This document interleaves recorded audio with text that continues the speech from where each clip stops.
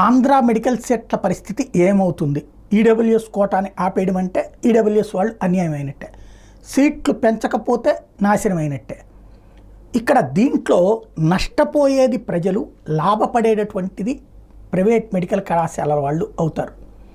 ఎందుకంటే ఇప్పుడు ఈడబ్ల్యూఎస్ కనుక ఏమీ తేల్చకుండా ఇప్పుడు ఈ వివాదం కారణంగా ఆపేస్తే, ఈ వివాదం కారణంగా ఉండేటటువంటి సీట్లను పక్కన పెడితే తర్వాత వాళ్ళు ప్రైవేట్గా అమ్ముకుంటారు, రేట్లు ఎక్కువ పెట్టి అమ్ముకుంటారు, పెద్ద సంక్షోభం ఏర్పడుతుంది. తర్వాత మళ్ళీ కోర్టులు ఇదంతా. యాక్చువల్గా జరిగింది ఏంటంటే హైకోర్టు ఇచ్చినటువంటి తీర్పు, రాష్ట్రంలోని మైనార్టీ కాలేజీలు మినహా అన్ని ప్రైవేట్ మెడికల్ కళాశాలలో కన్వీనర్ కోటా కింద జనరల్ కేటగిరీలో భర్తీ చేసే మొత్తం సీట్లలో 10% సీట్లను ఈడబ్ల్యూఎస్ కేటాయిస్తూ రాష్ట్ర ప్రభుత్వం ఈ నెల 6న జారీ చేసిన జీవో 94 అమలును హైకోర్టు నిలిపేసింది.